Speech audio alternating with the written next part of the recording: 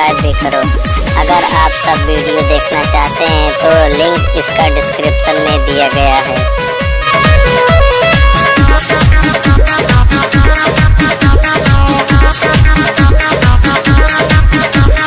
प्रभु जी में बसेला हमरो परनवा, मुक्ति बनावा के सुदर्शनवा।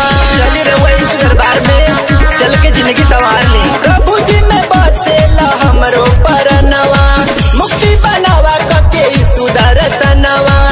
ए जी चली ना, सब दुख दूर हो जाई। बाइबल वचन तनी के मानी।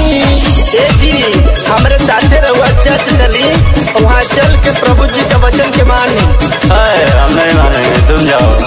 मन ले बड़े बड़े ज्ञानी, सूची के अजब कहानी।